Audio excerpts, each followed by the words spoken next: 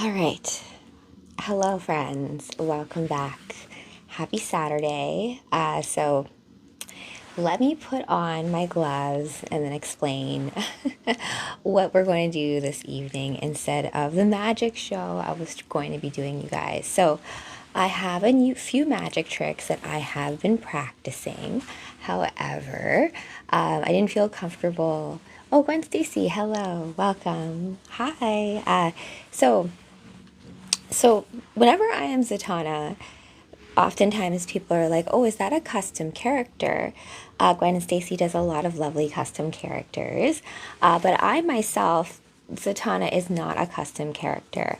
I actually have the same creator as Batgirl, and I'm in the DC universe. I was born near Arkham Asylum, actually, right? So my father was a great magician. My mother is Cinderella, and she's Homo Magi. So that whole idea of ancient Atlantis as having these secrets towards being magical. So I wanted to, in honor of Zatanna, I learned some actual magic tricks to show you guys tonight, but I didn't feel comfortable doing them live for you guys just yet. I was practicing them with hubby, and I was like, okay, pick a card, any card. He's like, I can tell what you're doing. I'm like, oh no.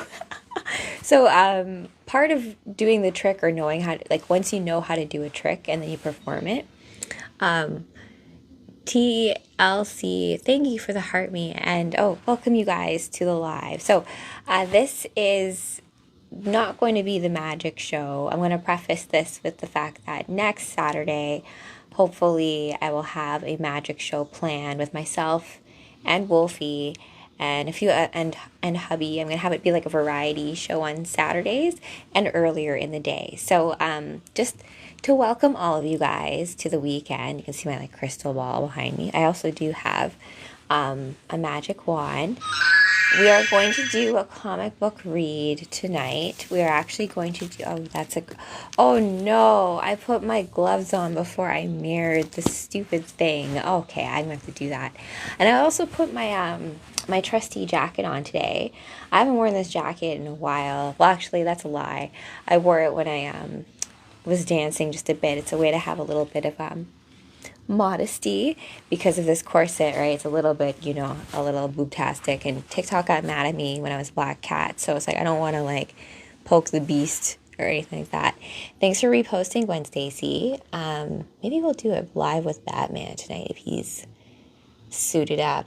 Hold on, let me da-na-na, da-na-na. Okay, so what are we going to talk about tonight? I also have something really fun. The Moon and Serpent, Bumper Book of Magic by Alan Moore and Stephen Moore, or, well, Steve Moore.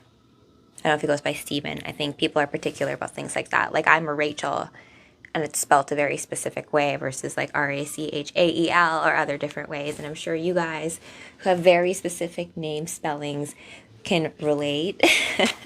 You're like, no, I am not that. I am this version, right? Okay. So, we are going to talk a little bit about magic. And then next week, I'm going to have an actual show planned where we're going to do some magic tricks. I got this magic kit from National Geographic.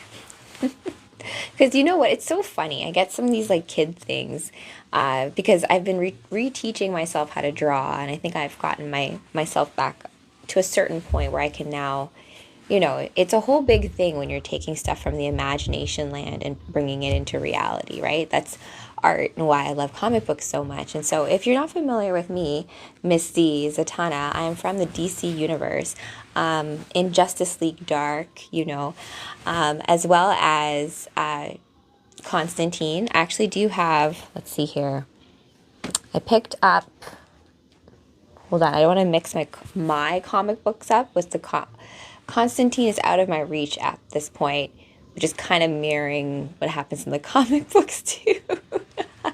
I mean, Constantine is one of those guys, like, I love him, and the sex is amazing, right? But, he comes with a whole lot of baggage, and I mean, that's to be said of certain, he's a mage, right? Certain archetypes dealing with magic and things like that. John McNary, welcome, welcome. So I am Zatanna. Next week, Saturday, I will be hopefully doing a magic show. I'm gonna have Wolfie. We're gonna try to work on an act. I really miss stage magicians. The idea of being wowed, like. Oh, really? Oh, my goodness. John, that's great. Thank you guys for supporting me on these lives so far, right? Zatanna is kind of like one of those characters I think a lot of people don't really know about. I'm going to show you, speaking of magic and pulling rabbits out of hats, when you think about different rabbit holes that you go down because of certain characters and how they're created, I find that the particular holes you go down, the rabbit holes you go down, like Alice in Wonderland, they actually give you a little bit of intel into your hero's journey of life. I actually found a book at the library that kind of talks about the importance of mythology, this idea of you're living out your own personal hero's journey.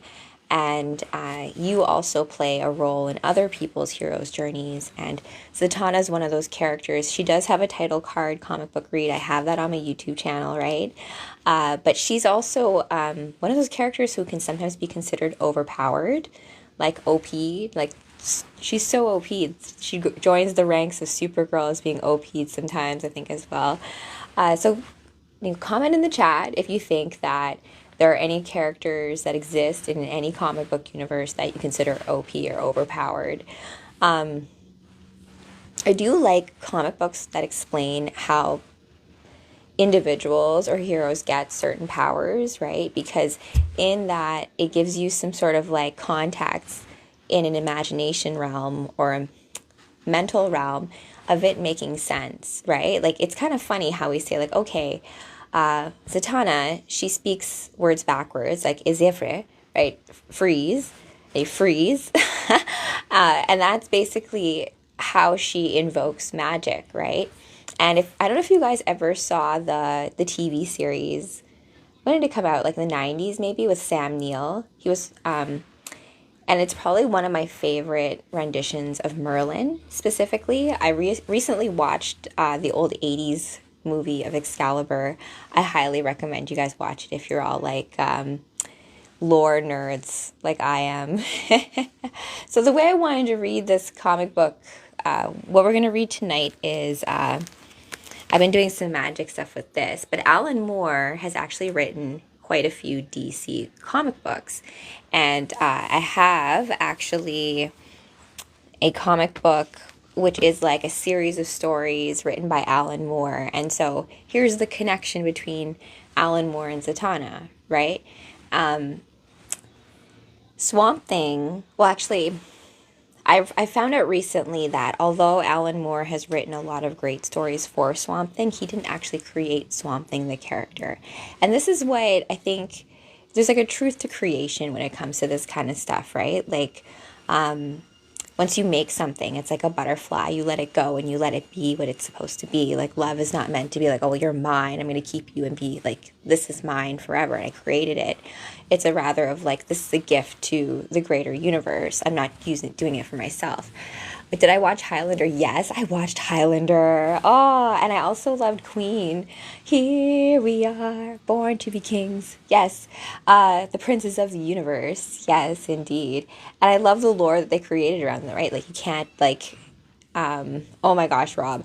You know what? I will say this. I like the TV show way better than the movies. I went back and watched the movies the other day. Well, actually, not that recently, but Christopher Lambert, his Scottish accent, and then you have Sean Connery trying to be Spanish, and he's Scottish himself.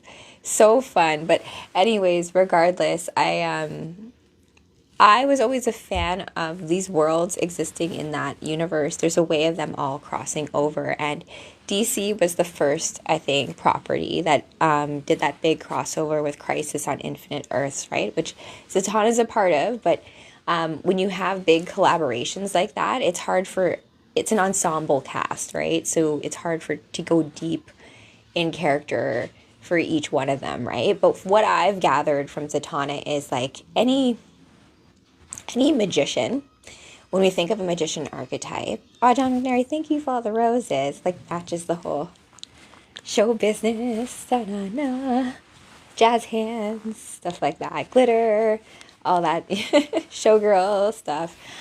So the thing about magicians is that the symbolism behind being a magician, if we think of even tarot cards, which I have my tarot cards here.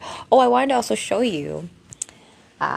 Pokey was saying before how like I was starting something that didn't finish. I did my Lego. Look at my little mushroom Lego.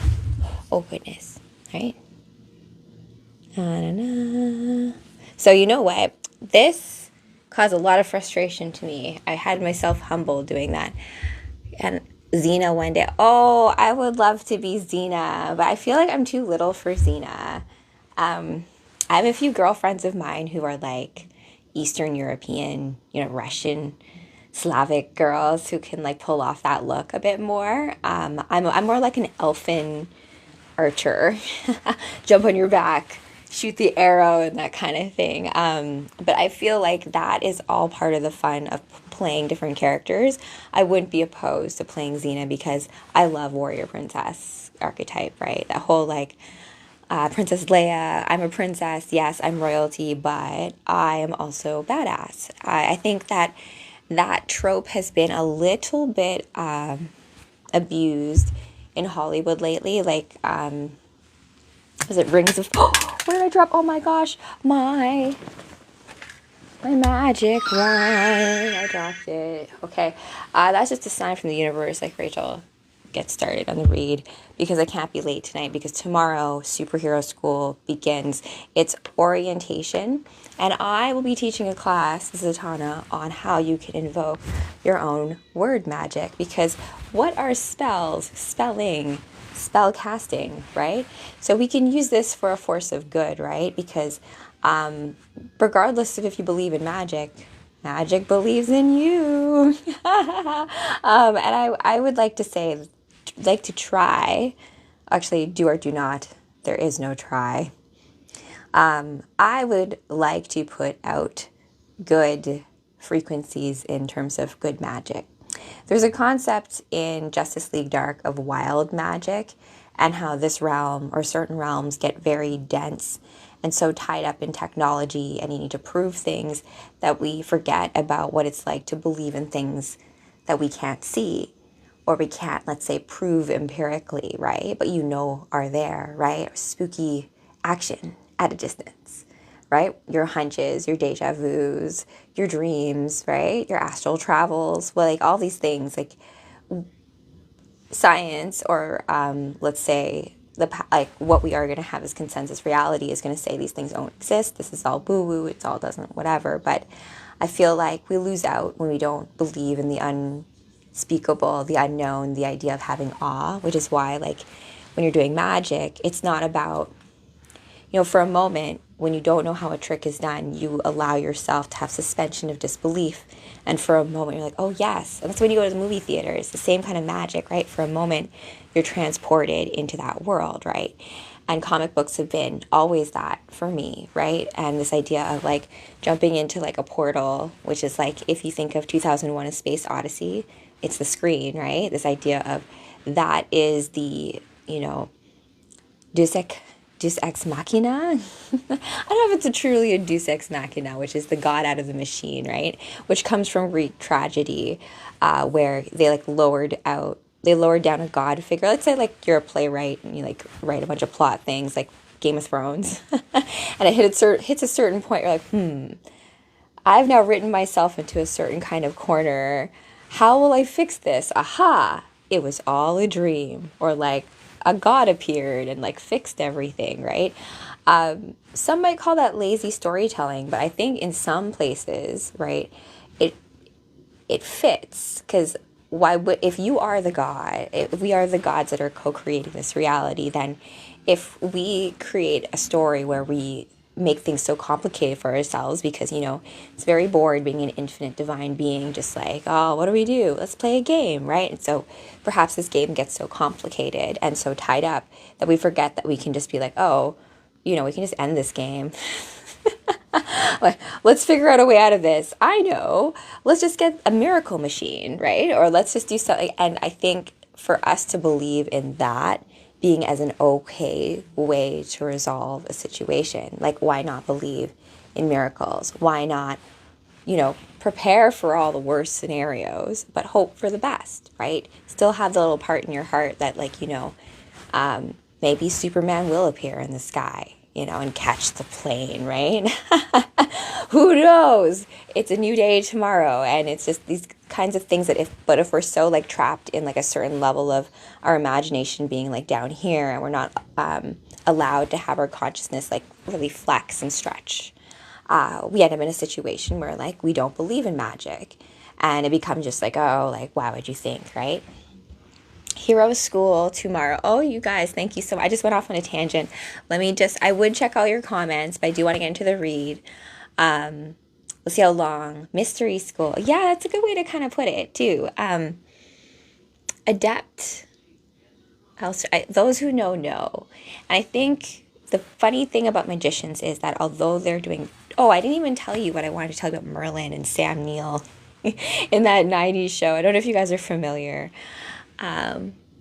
Yes, we all need heroes that have the tech. And I think also it always also helps to have allies and friends and safe houses and magical items and, someone who knows where you are so they can be like, okay, where are you? And then just can show up in the nick of time to like get you out of a sticky situation.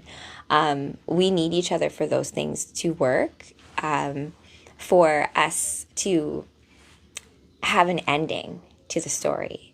And I've always been the type of person when I'm a creator where, the beginning is so fun. You begin a journey together. Like, oh, good. Let's get all our equipment. We're going to need like 3 this and that. We're going to go to like pick all the potions up at the store. And then you go, let's go on our journey. And then perhaps we have miscalculated how difficult the enemy would be. And everyone starts to die. And so now we're screwed and we have to kind of come back. So I loved playing RPG games growing up. And so I have this context in terms of how I model reality in terms of like this kind of, organic game space. And I love certain characters that deal with magic and how certain universes and writers deal with magic and the rules, non-rules, the universal laws that exist around things like creation or what seems like magic, right? Isn't the whole idea of you even like being here kind of magical, right? That we're doing this right now, that I'm talking to you all around the world on this screen on like TikTok, right? As Zatanna. Isn't that a little magical if you were to tell this to someone like, 100 years ago? My granny turned 100 or last year, right? So it was kind of like this interesting like marker in time as to how we perceive it and this ability to kind of like fly above it, which is what I think comic books also offer us. And speaking of which, let's get into the read, my friends. I'm doing a library read tonight. It is The Grid, and it's written by Jeff Johns. Jeff Johns has also written stories such as Blackest Night and, oh my goodness, Doomsday Clock. Yes. What if Dr. Fate and Dr. Strange met? That would be cool. I would love the magic users from the different worlds meeting, right? I don't know if you guys read high fantasy novels, like or things that deal with like Dungeons and Dragons stuff. When you're talking about wizards or magic, when you're sitting, they deal with like realms that sit outside of the time stream, right? So when that's the case, there's this wonderful character named Fizban in like the Deathgate cycle, I think written by, anyways, a wizard is never late. You're just right on time because you're in like multiple timelines at once, and like the perception of what it means to be on time for things is not the same. So this I wanted to read you guys because It doesn't seem like it, but it is. It starts out as a bit of a lighter read when it comes to the Justice League. They are actually recruiting. I'm going to take off my gloves for this. Oh my gosh, Stephen Ernst. Yes, Promethea. Oh, Promethea has like. I have such a magical story about Promethea. Before we begin, because Alan Moore actually wrote, like Stephen Ernst, were you here when I showed you guys this, the bumper book of magic? I do believe you're a chaos magician, right? I am not as familiar with the different magics. I'm still a baby magic user. I consider myself more of a sorceress. So I play D&D every Thursday. I think this Thursday I'm going to stream it live for you guys as Mayari Moonchild. It's in the Forgotten Realms universe.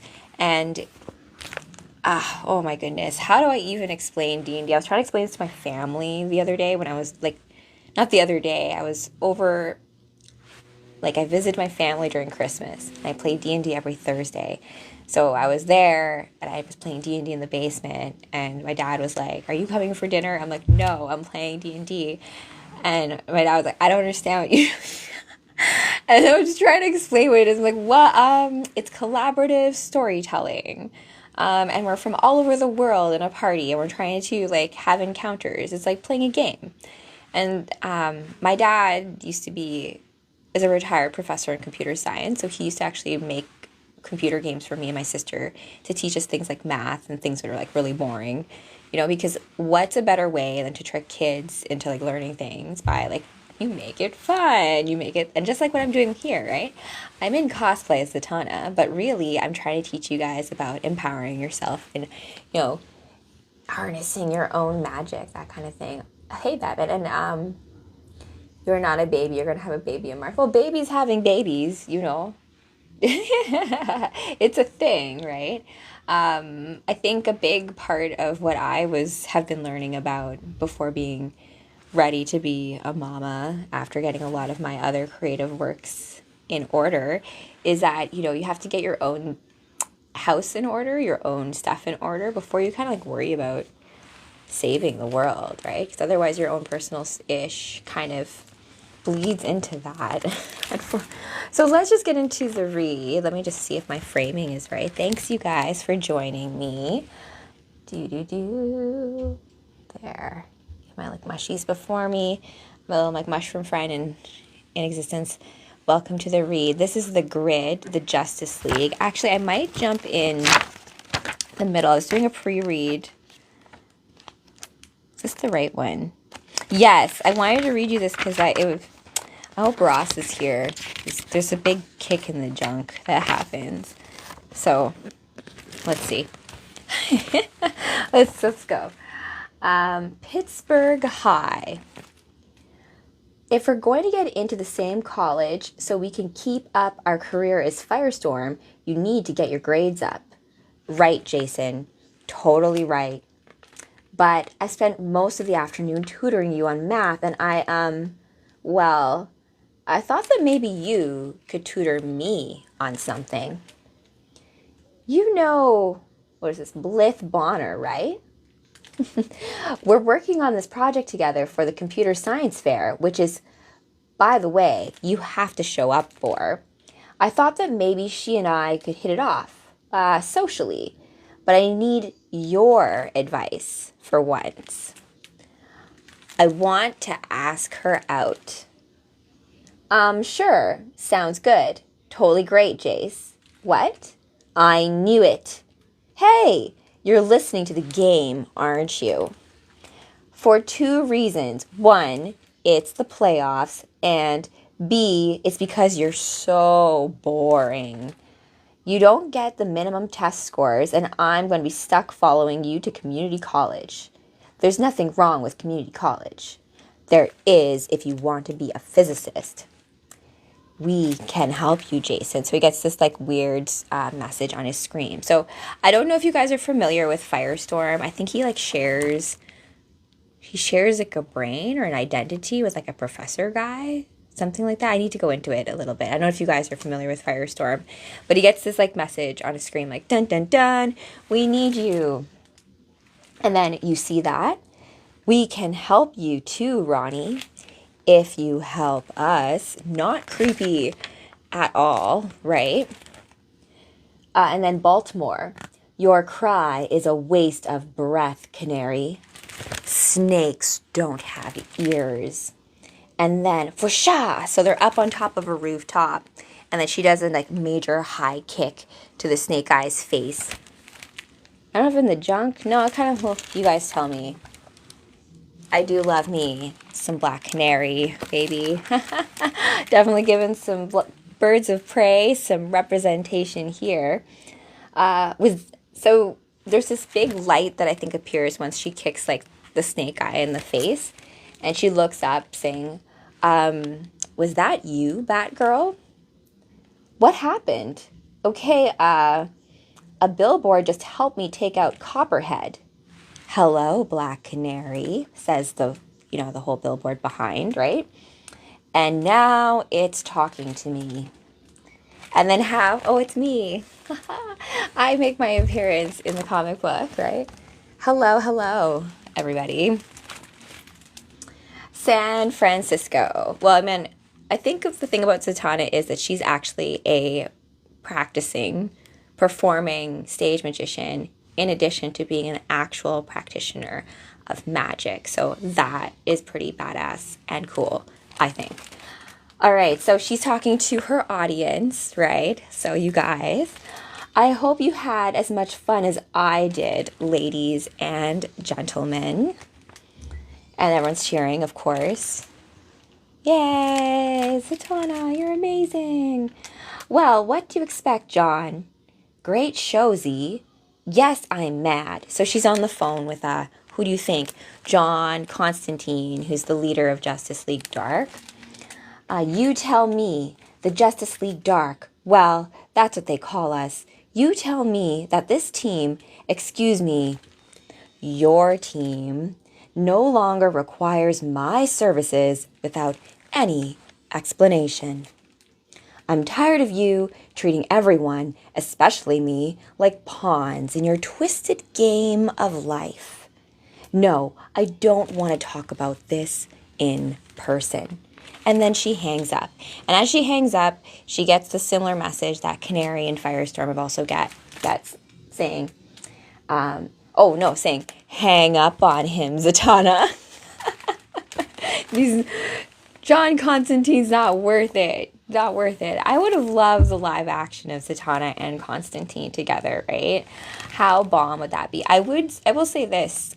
There's a funny little match there where you have Neo from The Matrix, Keanu Reeves, who I do love, also playing Constantine, right? And Rachel Weisz, who I do love as well, who is in The Mummy, playing like this reincarnated. So she also plays, she doesn't play any DC character, I don't think, right? She has like a twin and they have to I'm not going to spoil the movie. Go watch Constantine. It's worth a watch. But it borrows very loosely from the comic book. They have like Papa Midnight and things like that. But like they kind of make Constantine more of like an exorcist in the live action, and he's much more of like a mage, or like master of the dark arts, that kind of thing. But he has a heart still, right? He cares, and I think that's the part that makes, Zatanna, we love him out of all things, right? We know that in the end that he does want to do what's right in terms of like, that's why he kind of keeps people away, because he knows that being around him, people end up dead. And Zatanna and him have had this conversation before. We're like, why does this happen to us? But it's just certain paths that you walk, right? And to all of you magicians out there, I hope you're all good. Fake news. Oh my goodness. That year, bet they're making another I bet they are making another Constantine. But one can hope. There was a TV show, though, however, I would recommend to you guys. I think the same voice actor who plays Constantine in The House, because Constantine uses like a house to like teleport through time or dimensions or whatever. And he has his like crew, right? And they deal with all of like the spooky stuff. Because I don't know if you guys know this, but Superman and Kryptonians are notoriously vulnerable to magic. It's why they I think there's a tell in that in terms of like, things being very physical and scientific versus magical, right? And I think where we can find a synthesis between those two things, like mystical and scientific, is where we're going to find an answer to most of our issues. Right? I don't think it's like one or the other. I don't think we should ignore one or the other, right? We should have like a scientific way of how we can view the world, but we can have an artistic way of presenting it, right? Kryptonians. Yeah, so Kryptonians apparently, like the Superman and Supergirl, are both vulnerable to magic stuff, like magic charms and spells. I don't know if I have a reason for you as to why, but it's just a thing. Look it up. I'm part of the DC Wiki and Discord and stuff. So I'm also welcome to like corrections in what I'm like talking about as well, because there's a lot of different universes, a lot of different versions of the characters, and what can be considered canon versus what like version you kind of just like. What story I prefer to believe in. Those things can both exist, right? So, all right. Zatanna's like, okay, finished her show, got mad at Constantine on the phone. Basically, they're like letting her go because she's not, I don't know, they're basically saying her services are not needed. But she got this other message being like, aha, hang up on him. We have a place for you. And Zatanna's like, oh my goodness. Now that is some trick. And so we are up at the Watchtower, Justice League Watchtower, up in space. And we have Aquaman, Batman, Cyborg, The Flash, Superman, and Wonder Woman. They're all around a table. And Flash says, I think we're going to need more chairs. How many more? Says Superman. That depends on how big we think the League needs to be, says Cyborg. And that depends on what we go up against. Be it the cheetah or... Who is the cheetah? Be it the cheetah or Atlantis. We all have our own commitments, so I suggest we find some new members who are willing to dedicate their time to the League full time. And this is Batman saying this. He's like, Aquaman, you have Atlantean duties, and Cheetah, I don't know who Cheetah is. You have other duties. We need people, League members. Oh, yes, you can see the cover, of course. Oh, Julian, thank you for the rose. And I don't think I said thank you for the gift from before. I will go back and say thank you, guys. Appreciate you guys being here. I am playing as Zatanna from the DC universe, your mistress of magic. Let me do a little... this is the cover, the grid. It is a Justice League story. Justice League, the lineup, just kind of like a basketball lineup, has a different starting lineup depending on what issue or what version, what enemy you're dealing with, right? Zatanna tends to be more of like backup on call for like magic duties, right? Because I got a job, I actually like go around on tour and stuff and perform magic shows. So, let's continue onward. So they all got a message saying, we need you, this kind of, so Zatanna did, Black Canary did, Firestorm did. And so here we're at the Watchtower and they're talking about needing new members because Batman says that they have current members who are not fully committed. You know how like you have like a project team and people are like, I can only commit 3 days of the week. And Batman's like, listen, you need to be here full time.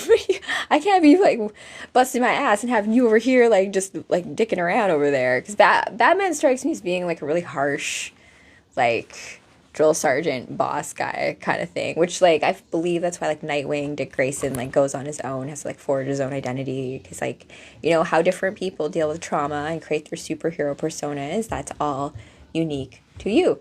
But I think we do always need a Batman on the team, right? I have a question. Yes, Gwen Stacy, what is your question? I'm going to continue reading. You write your question, and I will, after we go a couple pages, I will look at the chat again. Okay? Let's continue.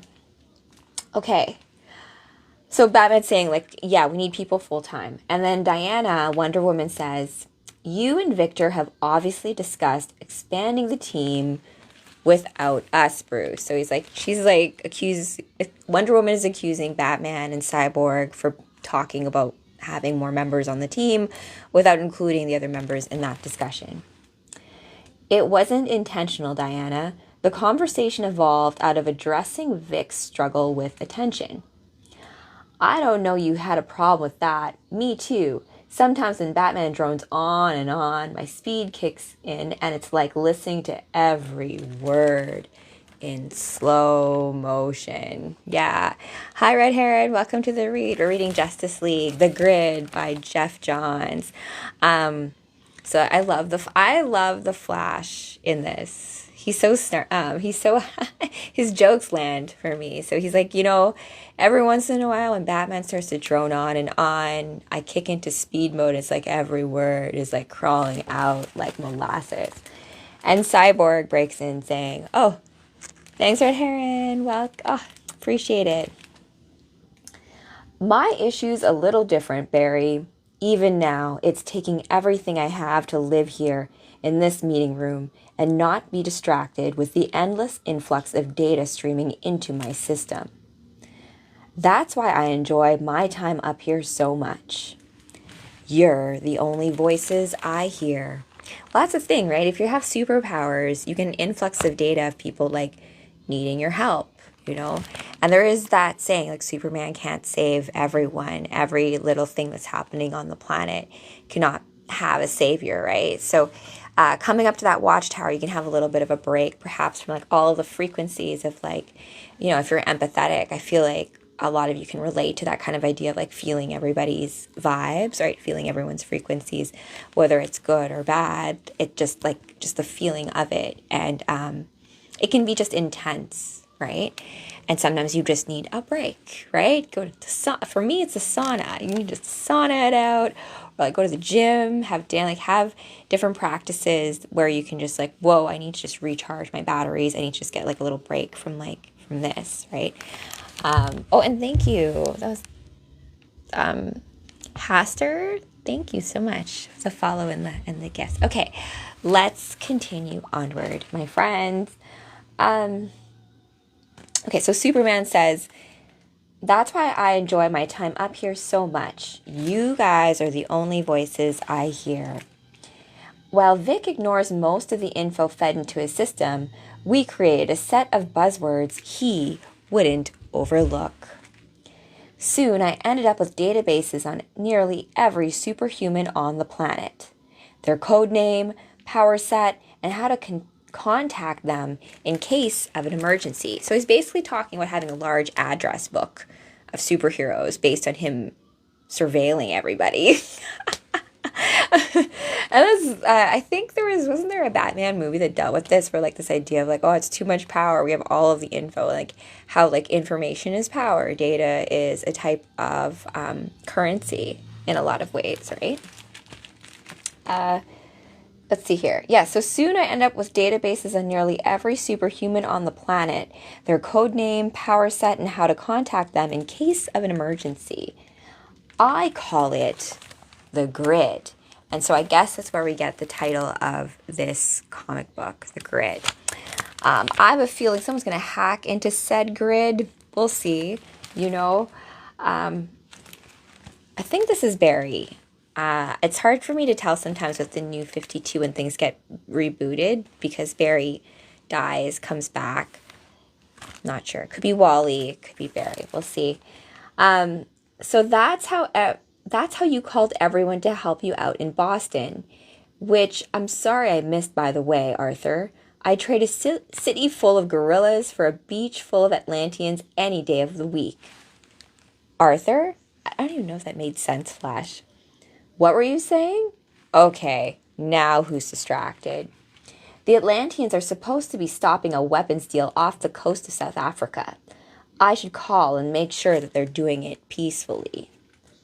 They have phones in Atlantis, says the Flash. We've spent time fighting alongside some of these candidates. So, who makes the cut? We haven't initiated any real background checks beyond what's online. I normally try to avoid cognitively processing personal information. And then Flash says, someone can always look innocent or guilty on paper, but you don't really know what kind of person anyone is until you look them in the eyes. I agree with you, Flash. Let's select the ones we think might work and invite them up here. And Batman says, oh, up here. And Flash is like, it'll be fun, won't it? And Batman gives that look of like, I don't know if it'll be fun. Because he's a grump, right? You know? Oh, hello. Welcome, you guys. So I'll get you guys up to speed. Thanks for following. My magic show is going well. I've been practicing. I was actually hoping to have a pre-show, like a pre-magic show with you guys. So just to introduce, if you guys have just jumped on or are new here, I am Zatanna, Mistress of Magic. I'm being played by Rachel Z, and so I do cosplay as characters in the comic books that I read out loud to you guys, because it's kind of like this way of bringing stories to life, right? And I love Zatanna. Her character is one that is, I think she tells a lot of truth in her character, right? And she's so much fun to play. She's so badass and a little bit overpowered, right? She can speak things into reality literally by speaking them backwards.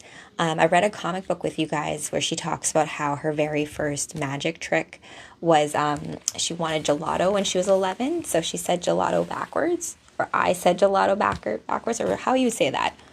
Oja? Something like that. And then a big scoop of gelato appeared in the sky and fell down for her. So that was her first like real magic trick. But she also performs as a stage magician. So there's a really cool thing there about those of you guys who do any kind of like performance art, any kind of art in general. Art and magic have a lot in common. There's a nice synergy, correspondence there. And so when I read you guys a lot of these stories, it's like a different thing that happens when we, use our vocal cords. Like Zatanna, her voice is where the magic comes from, right? There are different types of magic of how you would invoke it, right? You could do like a little, I don't know, hand magic thing. I think like the OA did that. And I was like, a little cheesy, but there's some truth in that, right? Where like different movements, different frequencies, vibrations, different words, abracadabra, I create as I speak. So these things are all encoded with them, and how you say them and how you bring it all together is how you can generate magic in your own life, right? And, hopefully use it for the side of good, just like the Justice League, right? So, in terms of this story, it's written by Jeff Johns. He's written some stories such as Blackest Night, which is like that Green Lantern prophesized like big war of the lanterns. He's also done Doomsday Clock, which I read with you guys almost like over a year ago now, but there's a lot of big prophetic insights from Jeff Johns when it comes to the storylines. A lot of his Justice League, a lot of his heroes tend to be rooted more in like real life. And I think also making social commentary about how we can, have a world that is a bit more just, that kind of thing. Okay, so Batman has been complaining in this about the fact that members of the Justice League have not been like fully committed to the team, not like giving they're like, like people who are like part-time workers on your project where you're like, listen, I need someone in here the entire time. It's not fair that the rest of the team has to like be here like overtime and like you're off in like Atlantis. You have a great night too. And let's continue on for a little bit longer, my friends. And then tomorrow, Superhero School begins, which is I call it my 12 Hero Academy. Tomorrow is orientation with Supergirl. We're going to talk about like lay of the land of everything, different exercises and modules. And I will be teaching a class on magic, right? And different ways you can like either write things into creation, manifestation, also this idea of like healing your heart and stuff, right? Because I think, I don't think people realize that love is a big battery of which magic is powered from, and where we can kind of like harness that in the right place. Aw, Pokey, hope you're well. Speaking of magical beings, right? Welcome to the read. So the Justice League is recruiting new members, right? So I think this gives us a little bit of foretelling as to what behind the messages Zatanna had received and Firestorm and Black Canary, right? Maybe John was letting her go from Justice League Dark because she needed to make time and space for Justice League full time. Something like that. So, yeah, Batman's already been complaining about, like, Arthur not really paying attention and, like, being like, I'm an Atlantean prince. And he's like, what were you saying to the Flash? And Flash is like, oh, now who's distracted? The Atlanteans are supposed to be stopping a weapons deal off the coast of South Africa. I should call and make sure they're doing it peacefully. And the Flash is like, they have phones in Atlantis? We've spent time fighting alongside some of these candidates. So who makes the cut? Oh, yeah, I already read you guys all of that. They're inviting them over. So, this is a big panel I wanted to really show you guys. It's cool. You have like a meet and greet of all of, like, you know, potential candidates to the Justice League all coming in for tryouts. So, and then you have Zatanna and Black Canary, like, shaking hands at the front. And Zatanna saying, let's see here, it's nice to be around professionals for once, Black Canary. A Canary says, well, until Hawkman shows up. It's funny. And Black Canary actually does end up being a pretty integral part of the Justice League, as well as even, like, Titans. She ends up being, like, a mama hen, like, martial arts, like that kind of figure. I love that how, like, they have, like, tryouts here, though, because you do have, like, the ultimate trinity of, like, you know, Cyborg, Superman, Wonder Woman, Flash, Batman. That's, like, your Justice League Prime kind of thing. But then they can't do everything, and they too have, like, yeah, so it's just, like, how you expand the team. You have Black Canary, Black Lightning, Blue Devil. Oh my gosh, Blue Devil was actually in that show with Constantine. He was played by Ian Ziering. And then I was like, who is that guy? Blue Devil. And then I looked into it and I was like, okay, I got you. And then we've got Element Woman, Firestorm, Gold Rush, Nightwing. Oh, they brought in Nightwing. And this is like Nightwing Red.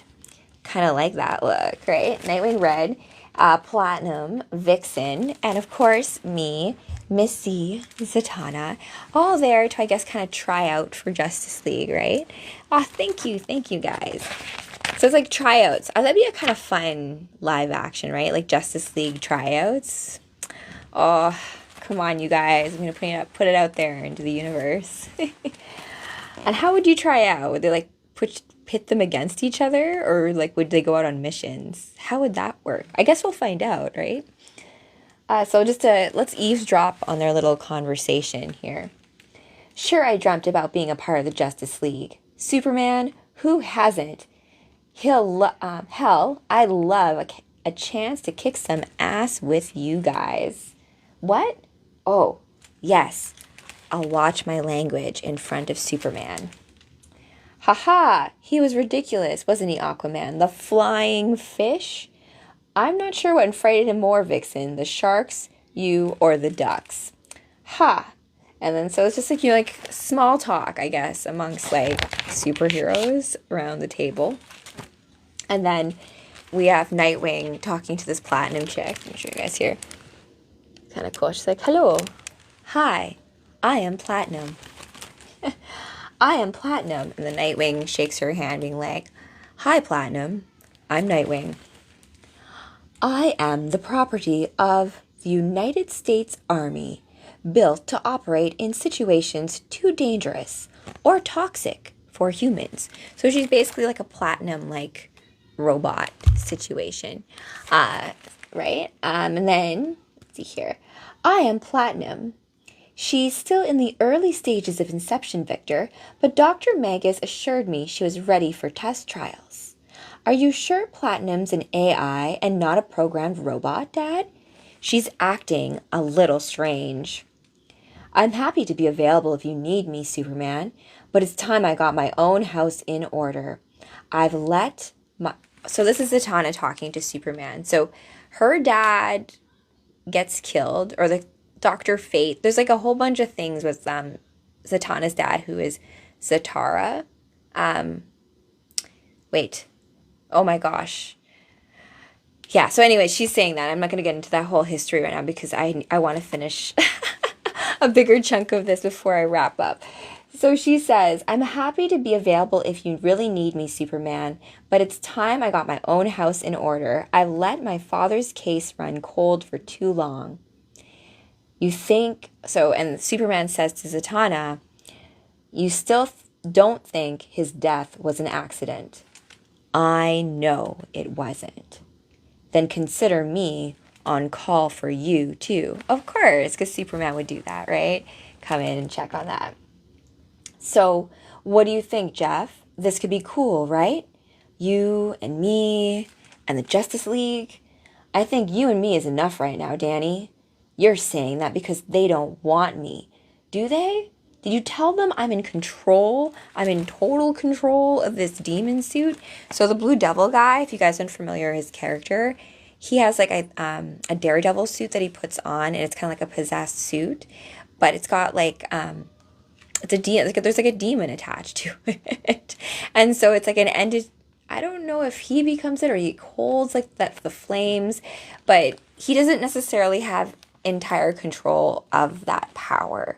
It kind of is like sporadic how he uses it.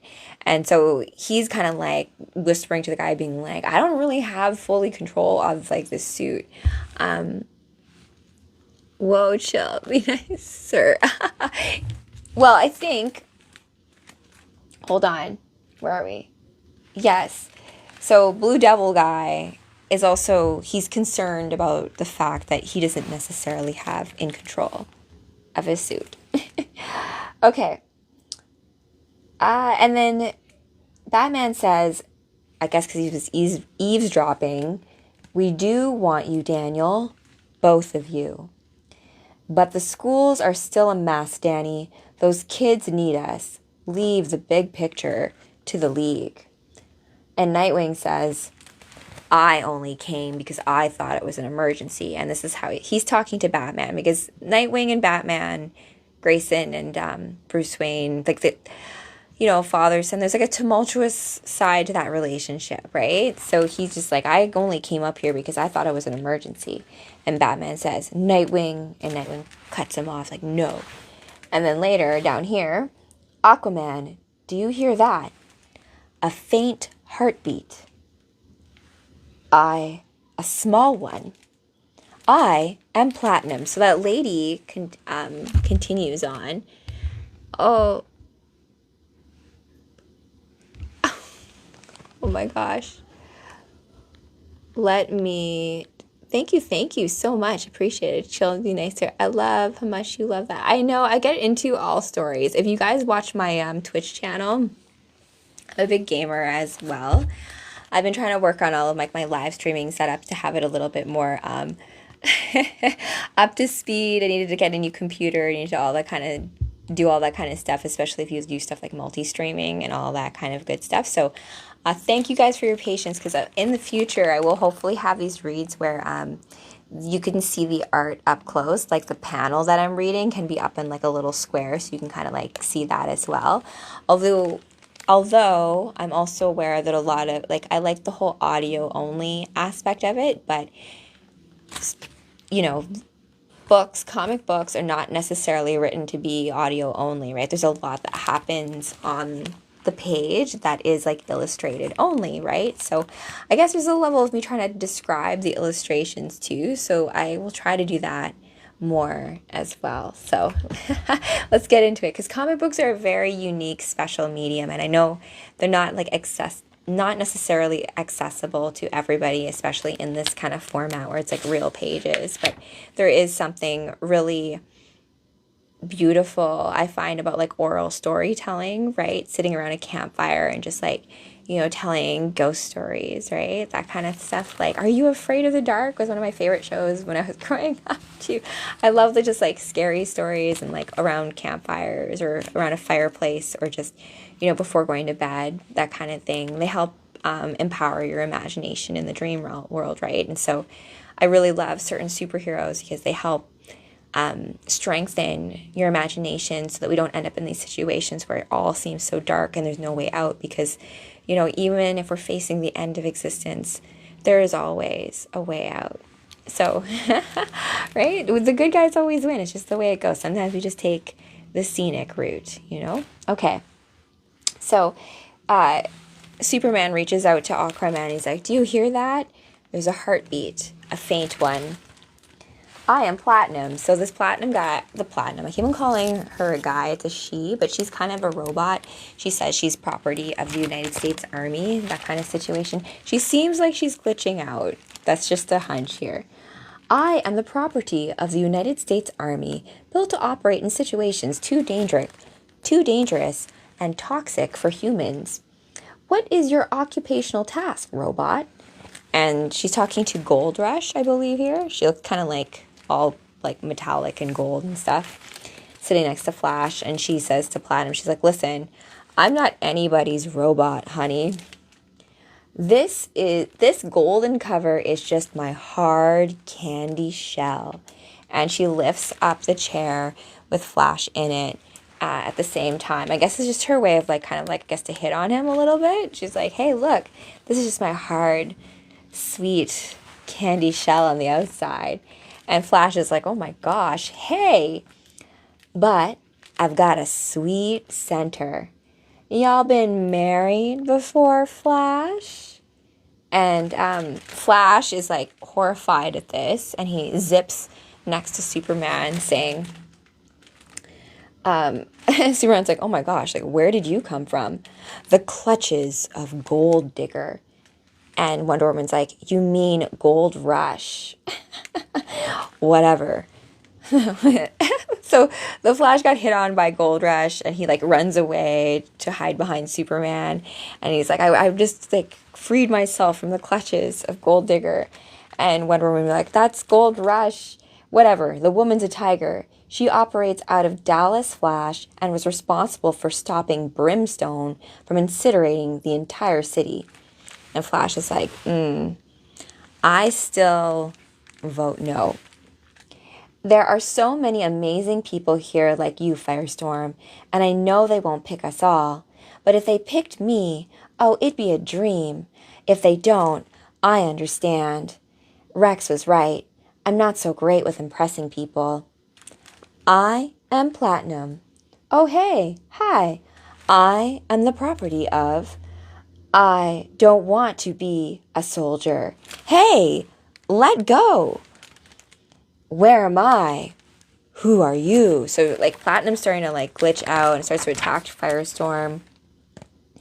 "What have you done with Will?" And so Platinum is now glitching out entirely and starts attacking everybody on the Justice League Watchtower. And she's stronger than she looks. So am I. Thoom. And Dr. Magus, I assume you're getting these readings down there. Yes, Cyborg. Unfortunately, this may have been premature and the final nail in the coffin to the Project Metalman. I am sorry. I shouldn't have sent her. I'm just so desperate to. I'm trying to connect with Platinum's system, but I can't. She's offline, Cyborg. I wanted her to function independently. Where is he? It's she's glitching out hardcore now and attacking everybody there, right? Flash was right. No to the Platinum lady. And then her body is made up of solid platinum that's being controlled and manipulated by her responsometer. Where is Dr. Will Magus? Her what? Her brain. It's extremely fragile, and if it's destroyed, I can't rebuild her. Please, it's very important that you don't harm that device. And then her outer body, the platinum, if there's a way to separate it from the respondometer, I have an idea. Firestorm. Ronnie Cyborg's calling for us. Huh? Yeah? Platinum. I know I look scary, but I'm your friend. I don't know you. My name is Emily. How accurate are you with your powers? Cyborg asks Firestorm. 100%. I'm not lying, Jason. I want to see Will. This is like what Platinum keeps on saying, glitching out as she's like attacking everybody. I want to go home. Remember, Cyborg said only the Platinum body changes. There's something delicate inside that we have to protect. Do not screw this up, Ronnie. Just make sure I don't. Platinum to water, coming right up. Fizzam. That's it. Just a little more. Wait. And then she's like, I liked her. She's like me. Oh, feel bad. So she's melting, and then the thermometer, I keep calling it thermometer, but it's the thermometer, something like that. Cyborg reaches out to grab it. Where did she come from? So this chickie comes and grabs it, and she says, hey guys, is it too late for tryouts? And that is where we're going to end it. Dun, dun, dun, dun. Okay, so that was a little read of Jeff Johns' The Grid as Zatanna. I was actually planning on doing a magic show with you guys tonight to do a few card tricks, some sleight of hand things. Like I was like working on my little exercises and like my little shuffle skills and all that kind of thing. However, I did not feel confident enough to perform it live with you guys yet. So hopefully, same bat time, same bat channel. Next Saturday, I will have a little magic show prepared for you guys. Wolfie will hopefully be a guest star as well. Maybe I can't make a rabbit appear out of my hat, but we'll see if other things can come out of this hat. We shall see. As well as I'm all about like the good magic. Oh, thanks, Julian. Oh, appreciate that. A lot of coolness right back at you. Oh, Virgil, is that a lips are sealed situation? Okay, hi. Okay, guys. Oh yeah, we need to have lots of parties coming up, you guys. So just to let you guys in on my upcoming live stream schedule. Tomorrow, Superhero School begins. So 6 p.m. Eastern time. Till 9, but we're going to do a little bit of a break in between. So please do join me. It's going to be Supergirl. We're going to be doing orientation, which is going to be just about like what the next 12 weeks are going to be all about, what you can hope to learn, each of the different modules that are going to be taught by different cosplay characters. So I'll be teaching a whole module on word magic and spell casting and things like more like fun things to do, as well as like little activities that I picked up in this bumper book of magic, as well as some fun little magic tricks that I've learned as well that I would like to share with you guys. I'd like to do some for you guys, perform them, as well as maybe show you how to do some of them as well, because in knowing how to do the trick is one thing, but there's also performing it too, right? Which is like what I've also, realized when I was trying to prep before getting on live and be like, okay, how am I going to do this magic show with you guys?